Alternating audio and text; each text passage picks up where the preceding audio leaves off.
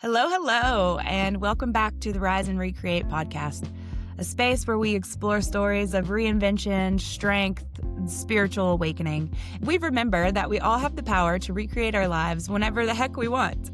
I'm your host, Raechel Shannie, and today I'm joined by Asiya, a world traveler, photographer, and seeker of truth whose mission is to help others awaken to the power within. She has spent over 6 months studying the mind and body in Asia, diving deeper into ancient wisdom and embodiment practices that transformed her own life. And through her journey, she's experienced profound healing and now serves as a conduit for divine energy, helping those she meets connect to deeper levels of peace, joy, and ultimate freedom. So thank you so much for being here today. I'm very excited for you to share your story with us all and the beautiful lessons that you've gathered along the way. And before we dive into all of that, I'd love for you to just introduce yourself in your own words for those meeting you for the first time. Who are you today? And, what are you doing and what lights you up currently?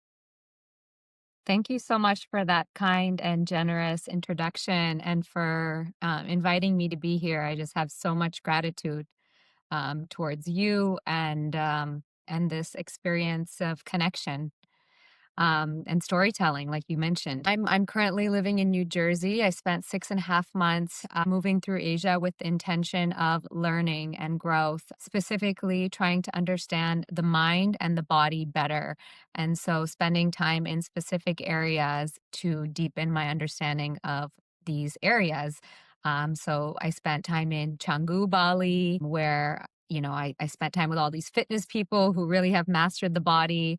I spent time in Philippines doing a Vipassana and different things that basically allowed me to come to this point where I am now, which is integrating all these lessons back into my life that I was living prior. So I'm now living in New Jersey and continuing this study. And I think the one thing that stuck with me most from my journey was one line that a monk said in Thailand. And he said, "Happiness is within. And once you realize that, you stop chasing." And I feel like I have been on this hamster wheel my entire life, chasing from what we're told to chase as, people within society, like the house, the car, the spouse, this, that. And then maybe even altruistic goals like helping more people or having a larger social media following or having greater impact. And I guess I'm at this point now where I realize that happiness really is within. And so my whole entire reality was kind of shifted when I heard this, and he was embodied in that teaching. And so instead of like trying to seek something outside of self, I now just connect to that place of eternity and stillness within myself. And I am still operating in the world. I still work. I'm a photographer. And I teach yoga and volunteer and do different things, but it's coming from this place of deep fulfillment. I'm not teaching yoga to somehow be validated. I'm not doing a photo shoot to earn money or then that's going to make me happy. It is still moving through life, but from this place of wholeness and fulfillment. I love that. And it's fascinating how we can hear something over and over and over again throughout life for something as simple as happiness is found within. But when we hear it from somebody who's fully, deeply embodied that, it lands so much differently. So I'd love for you to take us back to what your life looked like before you went out on this journey and what made you curious to go and search for these, just search for this answer within yourself in general. So I'll rewind a little bit before this trip.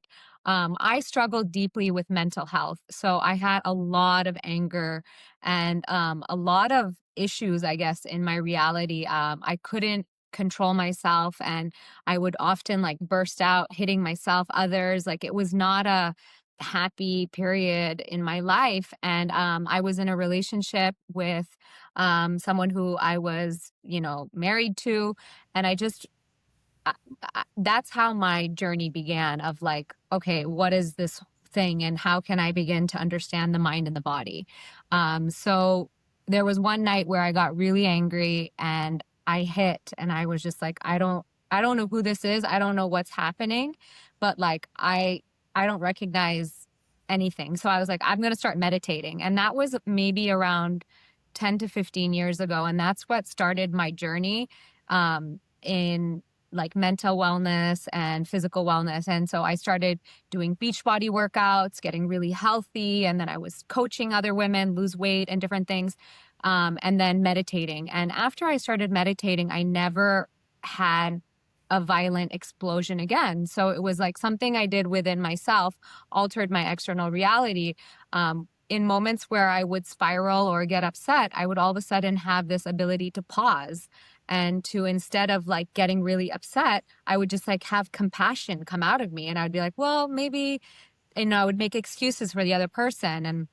And so that's kind of like where the origin of my desire to change began.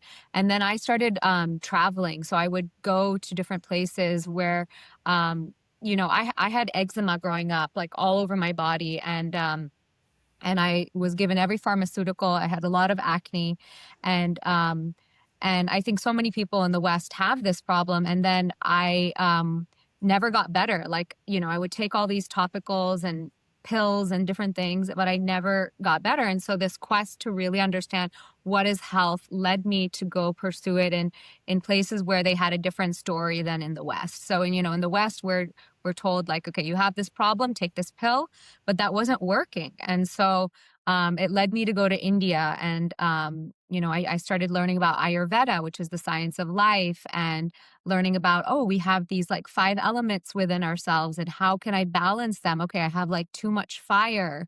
And that's coming up in inflammation in the skin, whether it's through acne. And, I got into Louise Hay, who talks about like healing and the affirmations and like what is the emotion behind whatever is showing up.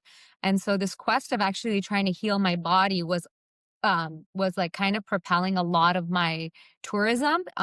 So, I went to Thailand, and I spent time in Guatemala and Atitlan, and I spent time in Costa Rica, in different places, Thailand, just trying to understand the mind and the body. And then this last trip, I went with a really big focus and really devoted myself to doing that. And then what happened is the beginning of the trip started, and I just had every single illness that could come to the surface. I had a lung infection, stomach infection. I scratched my cornea. I had a skin infection. So the universe was like, you want to learn? We're going to give you every challenge possible.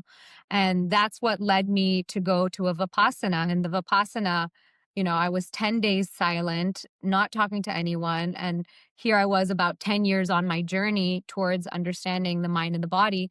And I really went so deep within the Vipassana that I, dissolved, and I could see myself as these little atoms. In the Buddhist tradition, and it's believed that we are made of these kalapas, and they are informed by what we think, the environment that we're in, as well as our past karma. And so I went into like that deep state of like dissolvement that I was like able to heal everything within those 10 days. So it's just amazing like how much power we actually have to come back into that homeostasis, to come back into that balance. Which is what I've been trying to do now that I'm back, is to like really live in this embodied, balanced way. Absolutely.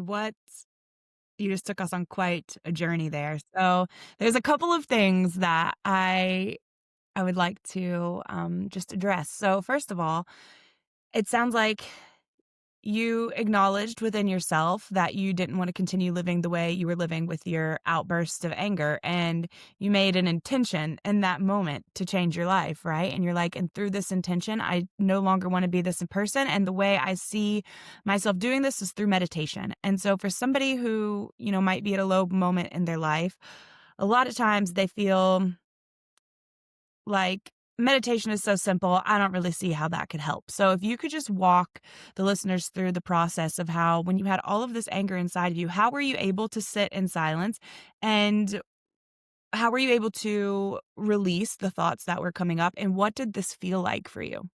Yeah, it's a really beautiful question. So I'll talk about it really simply. So I was really an angry person, and what would happen is something would trigger, and then I would go on this like spiral where I would think of every single bad thing that this person had ever done to me. And then it would create this like tornado of like emotions that would then express as the eczema and the anger. And like I was literally boiling within myself. Right. And so, like I said, I didn't know what the solution was, but I hit rock bottom. I was sitting, on the bathroom floor crying and saying, I don't want to be like this. And I was like, I don't know what the solution is, but I'm going to start meditating. Like that was the state I was in. And so I turned to people who had guided meditations to begin. So Louise Hay was definitely someone who was my first person. And I just did her morning and evening meditation every day. And she has this recording and, it has millions and millions of listens because I'm sure many people go back to it. And that's all I did. And then it was like, my partner was responsible for like unloading the dishwasher. And if he didn't do that, then like, I would come in the morning and I would have a client coming in and there was nowhere to put the dirty dishes because the dishwasher had, so that was like the trigger point. And then one morning I remember after I started meditating, I was like, oh my God, he didn't unload the dishwasher. And that would be my trigger point. And I just all of a sudden like took a deep breath and I was like, oh, I'm sure he just had like a busy morning. I'm just going to send him love. And I was like, I didn't recognize myself, but I had changed just by doing the morning and evening meditation. And I was like, whoa, something has shifted. And then it was like that level of awareness started happening with everything. It was just like, people would do things to specifically irritate me in my relationships. And then I would like respond in a certain way. But then I was like, oh, this is happening. Like, it was just like I had that pause that I never had previously. And instead it was like I would just spiral, but now I could like take a deep breath and be like, okay, like this has happened. I'm going to respond in compassion. But it was kind of like I was surprised that it was happening since Mhm. that was my pattern for so many years. Yeah, that's incredible. It is that little moment of pausing and realizing, wait a second, I actually have the power within myself to decide how I'm going to react in this moment, and I'm no longer choosing to act out of anger. Instead, let's see what it's like to act out of love. So, I think something else that a lot of people can relate to, myself especially, I was in a tumultuous relationship when I was younger and I developed a rash on my skin. None of the doctors could figure it out, but they also never asked me any questions of what was actually going on in my life. And I tried all of the topical ointments, nothing worked. But I intuitively knew that it was my environment that I was in and having a person I loved look me in the eyes and constantly lie to me that was causing, like you said, that fire inside that was coming out. But at this point, I didn't have the knowledge to really know why. And so I would love for you to just take us down the path of the Ayurvedic healing and learning about the fire inside of you and how that can relate to different skin conditions. Yeah, so in basically the Ayurvedic tradition, like the fire element, the seat of it is in the stomach. And so, when we have like healthy digestion and like a strong fire, we're able to like break down our food. It's able to become, like in our bloodstream and then nutrients to our cells, right? And all of this stuff. But like when our digestive fire is off or it's displaced, it becomes pitta or fire in the skin.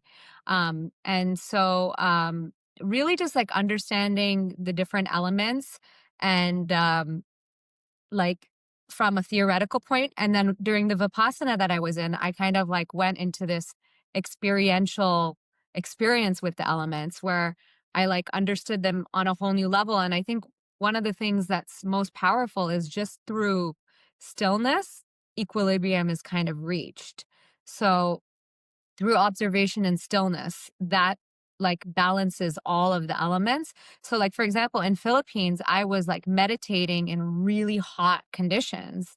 um Everyone was dripping sweat, it was hot.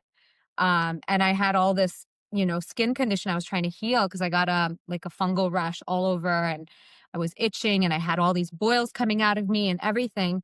And in the tradition of the Buddhist tradition, I'm moving kind of mixing both of them, but in the Buddhist tradition, they talk about non-reaction. So, um, and impermanence. So like say like so I would specifically during the Vipassana I got like a boil on my hand and And, in the tradition, it talks about like when we react, we create more, like we continue the cycle of suffering. So I had the boil and I popped it. And then like the next day, two boils came in the same spot. And I was like, oh my gosh. And then I popped both of those and then like nine came, right? And then I was just like, oh my God, I'm just multiplying. So I was like, okay, I'm just going to watch it from this place of like equanimity and just let myself feel, okay, there's like some type of thing that's trying to come out of my skin. And instead of like trying to like pop it and feeling frustrated, I'm just going to like let it pass. And in the Buddhist tradition, they talk about anicca or impermanence. And so I like literally would watch it and it would like come and bubble to the surface, arise and pass. And then it was like, it was gone. And I was like, oh my gosh. So, like, firsthand, I experienced this experience of like becoming the equanimous witness or becoming the witness and not moving into reaction, and how that really healed like the base level of it. And so, yeah. And I think also just balancing the elements. So, in terms of like the Vedic perspective, so like right now, it's interesting. When I came back to America, my skin was very clear. And when I came back, I got a lot of acne, and I've been kind of struggling with it. I've been only back for a little bit here. And actually I was showering and I've been really reflecting on it, and I keep getting messages, and it's talking about the fire. And like when you think about bonfires on the beach, like when you feed the fire more food, like firewood, it gets stronger, right? Or if the wind comes, it makes it stronger. And so how do you balance these elements? If you just look at the bonfire on the beach, you will understand your own system. So like if you throw earth on a bonfire, the fire goes off, right? And if you stop feeding it like more sugar, right, then the fire will come off, right? So it's like if you stop the air, if you stop, so grounding, right? So I'm thinking a lot about my skin, and I'm like, okay, I need to cool it down, right? So it's like greens, leafy greens. I'm eating a lot of mangoes and nuts and fats, and that's all creating a lot of heat in my skin right now. And so I know that I need to balance it. And so we're always in this power of balancing it through food, as well as thoughts, as well as like movement. Like those are the things that we can control, right? If we're having hot thoughts or eating hot food and like living in a hot climate, we're going to have like a lot of heat, right? So we can work on balancing what we can control. Thank you so much. That's so fascinating. I also spent time in India, so I'm a bit familiar with some of this. And so, for somebody who's listening to this and let's say they don't have the means right now to travel, what advice would you give them to start their own journey of, going within? So the other author who really deeply impacted my journey was Joe Dispenza. Mhm. And I read his book, Becoming Supernatural, and I wasn't even halfway through, but I was like, this book is going to heal me. And I just started devoting myself to the meditation practices that he mentioned. I didn't even buy his recording. I found one free one online. And like personally, I have recorded many of his teachings that are in the book, and I've put them free on Spotify, Meditations by Asiya. And I literally just devoted myself twice a day to meditate in the style that he recommends. And it completely changed my life. And so I would say for someone who does not have the ability to change their external reality, change your internal reality. As soon as you begin to change your internal reality, the external cannot help but match what's within yourself. And so there are so many books, there are so many resources with YouTube, with Spotify, free resources. You don't have to have any money. You can just begin now. And once you begin to shift the inner world, it cannot help but shift the outer world. Mhm. And I mean, you are a beautiful example of that. And so, after your travels, did you return back home to the same place that you left from? So I currently live in New Jersey, and en route, I was flying back from Asia, and my parents, who I lived with all throughout my childhood, live in Washington State, and so I actually went to Washington before I came back to New Jersey. And it was really interesting because there's like a Ram Dass quote, I think, that says like, you want to see how enlightened you are, go live with your parents or your family for a week and see how you do. And what was actually amazing was that it was different. In previous times when I would go back to my parents, I would have changed so much because we do, and your parents also change so much. And then there's kind of like that bridging. And instead, because of the techniques that I learned through meditation, instead of wanting to change them, it was like I radically accepted them as they were. And in this acceptance of my parents as they were, it was like there was just peace. And it's interesting because my mom said something like, Dad just wants peace this time. And I was like, yeah, it's amazing. So it was like everything was reflecting that inner peace that I felt and that inner acceptance that I had for reality as it was. And it doesn't mean that there weren't different scenarios that arose that could have spiraled and gone a different direction. It just meant that like I had the ability to cope and handle the same environments that had previously been triggering for me or previously had been difficult for me in a completely different way because of the internal way that I was. And, like I don't consume TV or I prefer to just read books. Like you see my bookshelf in the back. And so, I just continued with my habits. Like I meditated and I was reading books. And then at one point, I remember my dad said, "Oh, we should start reading books too." Like, so it was just like I was impacting the people around me far more by saying nothing and by radically accepting them as they were than by trying to tell them something, just through being embodied in a different way. The powers within our energy. Can you speak, if not, that's okay, but can you speak a bit to how our energy, like our auric field, interacts with one another and how the energy that we're giving off truly affects other people? Yeah. So I mean, in the again Buddhist tradition, like what I really saw is, this idea of they have this idea of non-self, that we are literally just like patterns of energy. And our patterns of energy are informed by like who and what we have experienced. So, in Asia, it's really interesting because like um they live in a very heart-centered way. I remember I was like doing the Hajong Loop in Vietnam and we pulled over to a rest stop for lunch and these children started talking to me and we were playing and then they received some treats from someone like these candies and different things. And as soon as they received these treats, they came up to me and they broke off like more than half of each treat and were like feeding it to me in my mouth. And that was like one of the most like I was just like, oh my God, thank you, thank you. But I was like, oh my God, these kids are just acting as they have seen and they have experienced. Like in the West, it's more like, I have my gummy bears and I'm not giving you any. Like that's what most small children, that's how they act or that's how they are. And then I realized like it's not actually their fault. It's just, but it's what they have been exposed to. And in Asia, there's just this way more like we consciousness, heart centered, we over I consciousness that most people are living in. And so that's what becomes their field of energy. So by going to these different lands, it's like our pattern of energy is somehow shifted or impacted by all these amazing humans that we meet because they are literally vibrating or expressing themselves in different ways. And then we know love or we become what we have experienced. And so like this Western me first, like I need to get ahead, my family, my goodness, like that whole mentality. Like I can't blame people who grew up in the West because that's kind of what we're taught from day one. It's like you get ahead by like working hard and like getting to the top of the ladder. Doesn't matter who you cut along the way, like this kind of competitive environment. And even like, with the way we're, quizzed in school and like grades and all of it, it's not about this whole.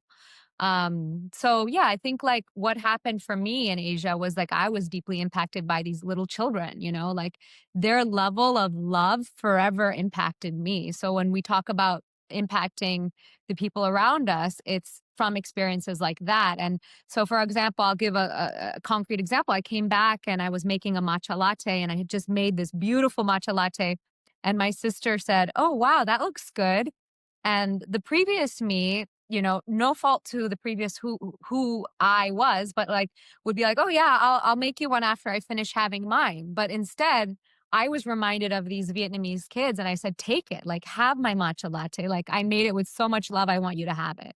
And this Mm, consciousness of like, your happiness is my happiness, like the we over the I. And that was something that I was fortunate enough to experience firsthand through those kids on the side of the road feeding me their treats, and ever since then, it's like I tried to honor that tradition and just give what is most precious from whatever I have to others. Um, mhm. yeah, I to love really that. live in this consciousness of your happiness is my happiness. Yes, the we before I. That's such a beautiful message and something that, if more people embodied, we would see such a drastic shift in the world. So, how long have you been home since your travels? I think it's been like a month and a half. So I think I got back around like end of August, and now it's like middle of October. So before, your intention was to go travel and learn from all of these people and learn more about the mind and body. And now that you have this beautiful experience behind you, have you found another intention or desire start to develop? And if so, would you be open to share that with us? Yeah, absolutely. I feel like the main thing is like what that monk taught me is like happiness is within. When you realize this, you stop chasing. And so I think like my whole life, like I said, like I was always just chasing the next goal and chasing the next thing. And right now it's like I'm really just trying to connect to that innate the thing. I guess my goal is to really feel embodied in this truth of like connecting to this joy and to this peace and to this love within myself. And it really is through discipline and through consistency. Like the Buddha would talk about, like, it's a path, right? And the like when we think of a path, it's like the destination. You have to walk on the path to get closer to that. So for me, I guess the new thing is to really embody these teachings, to be consistent with my meditation, with my spiritual practices. Um, and like, yeah, the external things will come, like opportunities, different things will come, but it's like more from this deep well of wisdom within myself instead of trying to go someplace to then feel some experience, because I'm already feeling that happiness and that joy and that peace within myself right now. That's wonderful. So it's a lot about releasing control, finding the power within. And then from that state, when these desires do arise, prior, you would have, started taking forceful action to try to like forcefully bring them into your external reality. And what advice would you have for somebody who that's been their pattern too? I think a lot of us, that's been our pattern of you have an idea, a goal, which we would call it, and you do, blinders on, go after that goal full force. So coming from this different perspective, if you now have a goal or desire, what advice would you give someone to start taking action toward that in a more aligned way versus a forceful way? Yeah, I think it's like the inspiration still comes, like we still like act in this world, but it's coming from this place of like deep wisdom. And so it's like yeah, it's interesting. I just read the Dhammapada. I did a day of no technology on Sunday, where I just was like tech free for the full day. So I just like read the Dhammapada and read another book, and just painted the whole day, and so just gave myself spaciousness. um and the Buddha in the book talks about like being free of desire, and like this idea of like desire and suffering, and so it really has impacted me, and just like being in a desireless state is real ultimate freedom, because it's not like I need to do something. It's like, no, I'm already here, I'm already arrived, like I'm already in a state of peace, I'm already in a state of joy. um so yeah, like I think like actions will happen, and I think discipline is there, but the most important discipline is this discipline of like the spiritual practice, I guess. And yeah, like maybe I'll go on a trip or do something, but it's going to be like it's going to be because it keeps coming. Like I'll be in stillness and meditation, and then I see that thing over and over and over again. And it's like, okay, this is the path that I'm supposed to walk. But it's not doing it from, oh, I feel this lack within myself. I'm going to go try to fill it by going on this trip. It's like, no, I already feel whole. And like, I'm going to go because this is like what's being shown to me. And I'll go on this step, and or I'll go this place, or I'll go to do this thing. But it's like coming from a place of wholeness. And so it's like before any action now, it's like taking real time to calibrate to that deep wisdom within myself. It's not just like acting like a wildfire. It's like, no, no, I'm going to act from this place of like deep centeredness. Mm. So I'm curious because to me it sounds like, a bit of this deep centeredness is tapping into that intuition that we have inside of us of, where desires are coming from a really grounded place of this is a beautiful way for your path to unfold if you so choose. And I'd love to hear your journey of, finding that voice within that intuition and how that's developed for you over this journey. Yeah. So, I mean, in the Vedic tradition, we have the different energy centers, right? So you have your root chakra, your sacral chakra, your solar plexus, your heart, your throat, in your third eye, your crown, and then, earth star and soul star, right? So the thing is like these energy centers actually do you can tap into them, right? And so like the pineal gland, which is our intuition center, we can actually do breath work to tap into that energy. So I will oftentimes use these Vedic teachings, do like Kapalabhati breath, the breath of fire, with retentions, um, and and then like suck the energy up my prana tube or my spine and hold the energy here in my third eye, which is the pineal gland, which then allows us to access information. So, you know, I go into places of deep stillness. I'll move my physical body and then I'll do the prana. So, in the Patanjali's 8 limbs of yoga, he talks about, yama, niyama, uh,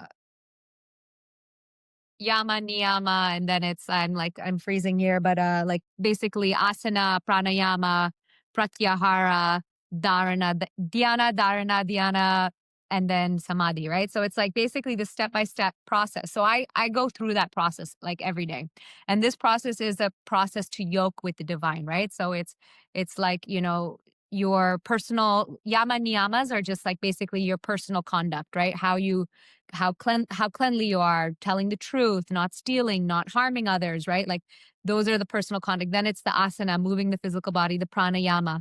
So pranayama is like for me the bridge to get towards that concentration, to get towards that stillness, to then access the wisdom of the pineal gland, and then to be able to have this clarity that what is coming is from this bigger place, not from like desire or from like lower self. It's coming from this higher wisdom or this source. I really do feel like we are all these like interconnected parts of the same symphony, like we are these tones. And so, the more and more we align to like our most beautiful frequency, it's like the whole system becomes like more harmonious. But even when we're not in that harmony, like everything is balancing and like bouncing and like recalibrating always. Trying to find equilibrium. Yes. So, your story so far has been honestly truly fascinating from so much anger that you would lash out to finding meditation to going into such a deep meditative state through your vipassana that you actually experienced yourself as energy and could witness, the atoms. And what were your thoughts about that of your own life? You're like, how did I get here? How did I go from that to this? Like, So I did a 9-day breath training in Bali, as well, like to learn about breath work. And like during that breath work experience, like every single day we would do these breath works, like rebirthing journey or like Wim Hof, and like I would just see myself like dead. Like like I would be held by this like strong masculine person in every time we did a rebirthing, and I would just be dead. And so I think that is what this life is. It's like dying over and over and over and over again and becoming like, and when I see that death, I see it's like a shedding of all these things that we were not, like, mm, and it's also integrating that part of me, right? So it's like, like even the anger, like the integration of that anger means that I have loved that version of me that was angry. And in turn, when I see anyone angry, I have compassion. Like I was driving the other day and some guy starts cursing at me and his face is red and he's like, he was so angry at me. And I just was like, I love you, brother. Like I really, and it was coming from this genuine part of my heart where I had loved my own version of me that was angry, that all I saw in him was that version of me. And I just had compassion. So, this journey has been about really going through, and there is, during the breathwork journey, I had so much fear come out of me. That was the next emotion that I was working with. And it was like, oh my God, I had so much fear. And it was like going through deeper and deeper and going within the fear. And, that's what this journey is. And then when we come out of it, we've integrated that next shadow or that nether part. And so it's not that you are like, oh yeah, I'm over anger. No, it's like Mm-hmm. I've actually stood in the fire, looked at that angry person and held it. And so that's what this journey is. And I think we just keep evolving and we become different versions of ourselves. And it's through these deaths and it's through the shedding over and over and over again, that we just remember that we are this like eternal, formless, peace and joy and we have access to that at any point, and then these Mm-hmm. other things that we feel like if I have judgment or this thing towards anger, it's actually a distortion. It's a distortion in our field that's keeping us from our true nature. Talk a bit more about the distortion, and if somebody's feeling that and they're feeling like maybe different emotions even that they don't feel like they have control over. Can you speak a bit on that? Yeah. So, the Buddha talked about like how we would tie knots, right? And so, like, for example, like I'm just going to talk about in the physical body, right? So sometimes we have like a knot in our shoulder or in our back or like in our hip and our sciatic nerve here, there, wherever it is. And what I experienced in the Vipassanas, I was sitting and I would just put all my focus on like a specific knot. And what I would see is this like law of like harmony come in and create the resonance. So if you ever look at your finger or your toe or anywhere, there's this spiral of like this spiral. If you cut a tree open, the cross section of a tree is the same spiral, the Fibonacci sequence, the shell, like everything vibrates when it's in harmony according to the spiral. And so when we've created all these knots, we're actually blocking the flow of chi, blocking the flow of energy, blocking the spiral of creation. And so just by like being still and going within it, it and then softening, it actually brings everything back in the system into harmony. So, like, for example, during the Vipassana on the last day, I sprained my ankle and I heard it pop. I couldn't walk. And I was like, oh my God, I'm going to Vietnam tomorrow. And I had a 17-day itinerary. I was going to the Ha Giang Loop, this place, that place. And I'm like, I can't walk. Like, what am I going to do? Like, how am I going to ride a scooter in the north of Vietnam? Like, this is not going to be possible. So I sat and I just like used the power of concentration and I put all the attention on the sprained ankle. And I like literally felt that spiral of creation come in and create entire coherence within my ankle.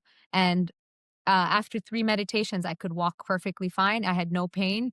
And I went and I did my 17-day itinerary as if nothing happened. And previously, when I've sprained my ankle, I've been out for like half a year. So Yeah. it was nothing short of a miracle, but like all of this is available to all of us through connecting to that stillness. And so I think like when someone is, for example, beginning, using guided meditations is a great place to start because your thoughts can be so negative and so out of control that you need that guidance, you need that structure. And then once you learn, these different ways of meditating and learn these different techniques, then you're able to do it on your own. But I definitely think having the help of you know, uh, someone who has recorded these meditations, that's a great place to start. I completely agree. That's exactly how I started my meditation journey as well, because when it was just me, myself, I wasn't practiced enough to be able to just witness the thoughts go by. I would still attach to them, and having that guided meditation, it was the most beautiful entrance way into that. So I'm curious, with the healing of your body, which I'm so glad we got into this in this conversation because it's truly fascinating. And, hearing people's stories of, no, I really did this, guys. Like I healed all of these skin rashes on me. I healed my ankle. In the beginning, when you were practicing healing yourself and those thoughts of doubt would come up, like, will this really work? I don't know about this. Um, what did you do to not tap into those? Because sometimes those thoughts can be so strong. Like, am I really capable of doing this? So what advice would you give to somebody who really wants to start, utilizing these tools to heal themselves, but they just can't get rid of that doubt? Yeah. So it's a natural process. It's like training the dog, like training the little puppy. So the puppy, you just every time is having say the puppy is like the misbehaving dog. It's like doing this, this, this, and you're trying to train it. So you just lovingly bring it back, lovingly bring it back, lovingly bring it back. You're not going to be like, oh, you thought that. How are you going to be? And you start lashing out at the dog. No, you're just going to be like, okay, come back, come back. So it's the monkey mind. So the mind will produce all this thoughts. And the more and more we watch it, we just see the mind produces a thought, the mind produces a thought, the mind produces a thought. So when we act on the thought, that is now creating like more and more, right? But when we allow the thought to pass, so during the Vipassana, I was like on day 2 or 3 and I had some negative thoughts come out of me. And this is the purification process. So I said, like, I had a thought, I hate myself. I hate myself. I hate all these other people too. And I want to kill. I want to kill. I had this thought and I was like, oh my God, here I am in this Vipassana. I'm having these bad thoughts. What should I do? So I asked the teacher, I said, I'm having these thoughts. What should I do? And she says, this is the purification process, anicca. There's impermanence. Let them pass. So the concept is that when we actually are able to watch it with equanimity without watering it, it actually passes and the mental defilement is taken from the root. And in that, there's a purification. Is when we constantly water the negative thoughts and then like go down those rabbit holes, that's when we get lost. So like when you see it, okay, like if I say I hate everyone and then I like, yeah, and then think of, oh yeah, because this girl wears clothes like this, I hate her. I hate that she has a shaved head. No, that's like moving. That's like watering the thoughts. No, it's just like, okay, this is a weird thought I'm having. I'm going to let it pass. Because beneath that, our true nature is love and peace and joy. So this is actually a mental defilement that's being removed. Mm. So what about in the meditation process, you notice this because you're in that state. But for somebody who's just moving through their day, like say they're at work and a coworker does something and they're like, oh my gosh, I really hate that coworker. And then this thought does start to spiral because they're in the energy of it. They have all of these things to do. They don't have time to just, be like, okay, let me go sit and meditate. How would you say that they release attachment to that? Because a lot of times from that then comes the judgment of, oh my gosh, I can't believe I'm thinking this again. I feel so guilty for that. And then you spiral that way too. Yeah. So just as soon as it comes in, just say, I'm observing the thought. I'm not the thought. And just by Mm. putting that little bit of distance, not being attached to it, now all of a sudden there's separation. Okay, that was a thought. I'm going to return to presence. I'm going to return to breath. I'm going to go put my feet in the earth. So like last week, I went through a really challenging thing. Some person in my life all of a sudden was not talking to me. And this person had been part of my life for over 10 years. And just, I felt so hurt. And then I was having all this negative thoughts, and I'm like, oh my God. So I had to go outside every time I'm having these thoughts and I just put my feet in the earth. I come back to presence. I observe it. So like continue to use these practices and not just like, oh, now I never have negative thoughts. No, I Mhm. still have challenges that come. I still have things that come, but I'm just constantly aware. I also follow the Kabbalah teacher, David Guillaume, and he talks about pause, what a pleasure. So whenever anything happens, instead of moving into reaction, we just pause, what a pleasure. Like I came back from a photo shoot the other day and it showed like memory card empty. And I'm like, oh my God, like that memory card is empty. This client has paid me all this money. They want their photos. There's no photo. And I'm just like, pause, what a pleasure. And I just like took a deep breath. I'm like, it's going to be fine. And then it's like from that place of centeredness, wisdom comes, you're guided. And in that moment, I was like, okay, let me download recovery software. Downloaded the recovery software. The images were on there. I recovered it, paid a couple $100, whatever, and got the images back. Right. So, but like if I'm in this reactive wildfire state, there's no Mm. wisdom that can arise, right? It's like I have to constantly use these techniques, but it's because I practice it. So, like, if someone is having like recurring negative thoughts and you cannot course correct in the moment and you start going down the rabbit hole, okay, at least get your bookends right. Start your morning with meditation, end your day with meditation, and take a walk in the middle of the day if you can and meditate or do walking meditation, something. Because though what will happen is by devoting those bookends to meditation, when these situations arise, you're going to all of a sudden act differently. You're going to be like, whoa, what just happened? That was my experience, at least. Just by devoting myself to the practice, Mm. things started to shift. Pause, what a pleasure. What a beautiful few words that honestly embody so much wisdom in general. And it is true. When you do pause, that well of information is available to you when we're not blocking it with all of our frantic, crazy thoughts. So this has truly been such a fascinating conversation. You have so much wisdom to share with the world through your experiences. I have truly, truly loved this conversation. And with our last moments, I would love for you to, leave our guests, our listeners, with any parting words that you have for them, any advice, whatever wants to come from your heart. The answer you seek is within you. That's truly been my experience, like I'm no guru, like everything that you are seeking is actually within yourself. And so, um, take the time to learn how to access your deep wisdom. There's so many free resources. I've recorded, lots of meditations. They're all free meditations by Asiya. You can check those out. For healing the body, for repairing relationships, for starting your day positive, like different topics, ideas. So people can do that if they want a place to start meditating. And you start with one step on your journey and just making a decision, like you said, just saying like, I don't know how I'm going to change my situation, but I'm going to start. And I think like that's the most important thing. What I saw in my journey is like these people who are so successful, even like in Bali, the people who are so fit, it's just because they are dedicated and they're disciplined. So I really believe in dedication and discipline. Like that will get you farther than any inspiration. I'm inspired today. No, like I'm dedicated. I wake up every morning, I sit here and I meditate, I journal every night. I do the same thing. It's because, and then I have the results, right? Mhm. So that would be my thing, is that the answers you seek are within you, and have the discipline to to carve out that space within your day so that you can access that deep wisdom, that you can start developing this practice. Mm. I love that. Get curious, get devoted, start looking within. It is true. Everything you seek is within inside yourself. Your desires live inside of there.